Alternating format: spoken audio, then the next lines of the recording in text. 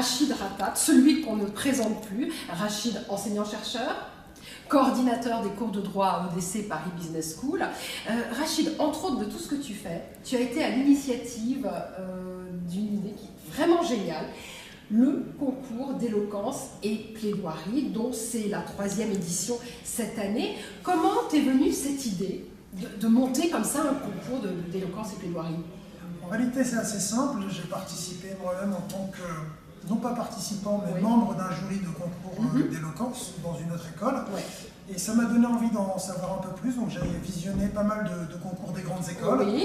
Et je me suis dit que ça serait une expérience très enrichissante, très intéressante pour nos étudiants. D'accord. Alors les étudiants, justement, ils sont préparés. On les prépare à ce concours. Je te laisse raconter. Disons qu'avant le concours, en amont, il y a un cours intitulé Éloquence et plaidoirie du manager. L'objectif principal de ce cours, c'est de permettre aux étudiants de travailler leurs techniques de communication, d'expression. Donc le cours s'articule autour de 2 axes principaux. L'un plus communication, donc que tu animes, Martine, notre spécialiste de la communication. Et puis une dimension un peu plus, on va dire, juridique, éloquence des avocats. Cette partie-là est animée par Maître Nicolas Rier. Oui, alors qui dit concours dit donc se préparer à cette épreuve. Ils arrivent le jour J. Comment ça se passe? Alors avant d'arriver le jour J, il y a déjà la sélection des candidats qui est faite.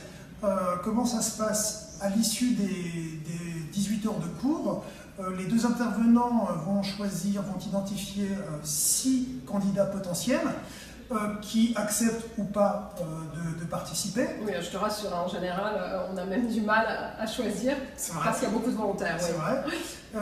Et donc le jour J, les 6 étudiants viennent et on organise 3 face-à-face sur des sujets que l'on a préparés. Chaque étudiant va plaider sur un thème, soit il plaidera pour le oui ou pour le non en 5 minutes. Tout ça tiré au sort. Tout ça tiré au sort.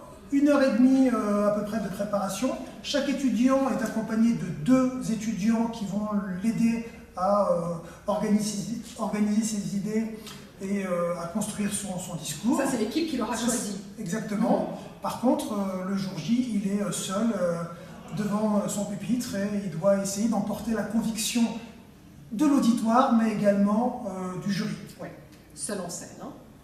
Alors, qui dit concours dit justement jury. Le jury est composé de représentants de l'école, mais également de membres extérieurs. Lors de la première édition, par exemple, on avait eu le plaisir qu'un membre de la Cour des comptes régionale avait donc accepté de présider notre jury. Donc je ne vous en dis pas plus pour le jury de cette année, mais on aura encore un jury de haut niveau. Ouais, et moi ce que je peux vous dire, c'est que c'est la bagarre à chaque fois au sein du jury pour déterminer le grand gagnant. Qui dit concours dit aussi gagnant, justement.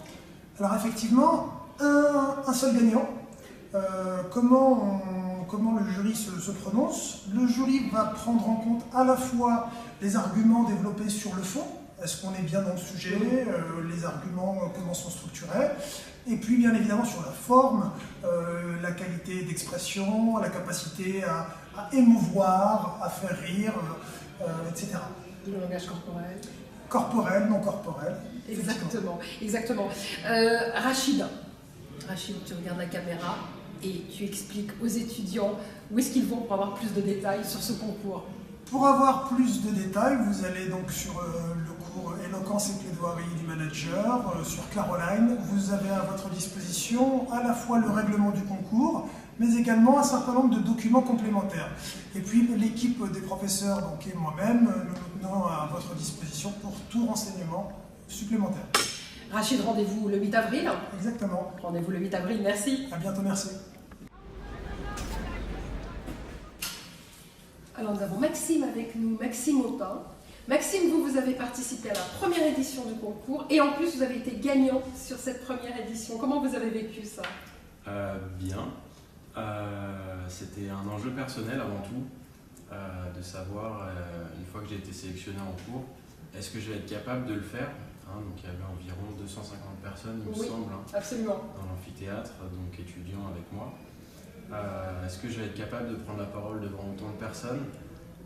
Comment ça va se passer? Qu'est-ce que je vais pouvoir dire, puisque c'est à 90% de l'improvisation.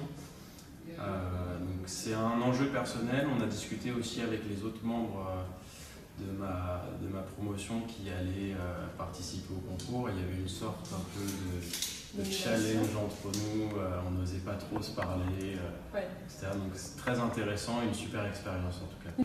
Ça vous a apporté quoi? De me préparer? De participer à ce concours? Confiance en moi, beaucoup. Le fait de pouvoir le refaire. Je l'ai refait quelques mois après. Oui, pour ceux qui ne savent pas, vous l'avez refait pour Simulonius, c'est ça? Exactement, donc à Sciences Po. Vous avez eu un prix d'ailleurs. Prix d'éloquence, avec 2 autres étudiants de l'école. Super expérience. Alors justement, si vous regardez la caméra et tous ceux qui vous regardent derrière, si vous aviez un conseil à donner, Maxime, quel serait? Un conseil, oser de le faire, puisque je ne pensais pas moi que j'en étais capable. Ça me sert aujourd'hui en tout cas. Je suis en management entrepreneurial, donc des pitchs, j'ai que ça à faire. Et ça me sert énormément quand je me retrouve devant un public. Quel que soit le nombre. Quel que soit le nombre, bien sûr, c'est ce que vous m'aviez expliqué. Qu'il n'y a pas de barrière, on peut parler à une personne, 2 personnes. On ne peut pas de toute façon donner le nombre de personnes à partir duquel on ne peut plus parler. Donc vraiment oser et se préparer, bien entendu. On a vu des petites vidéos pour voir un peu comment ça allait se passer, mais c'était vraiment plus pour la forme. C'est-à-dire que vous êtes préparé en allant visionner d'autres concours? Complètement, oui. D'accord. Et ça vous a bien aidé aussi? À voir le déroulé, plus qu'autre chose, puisqu'on n'avait pas les sujets, donc on ne savait pas trop comment ça allait se passer, donc ça nous a aidé à savoir comment ça allait se passer, un peu sur quel ton prendre les sujets, donc regarder un peu les vidéos. Merci beaucoup Maxime. Merci à vous.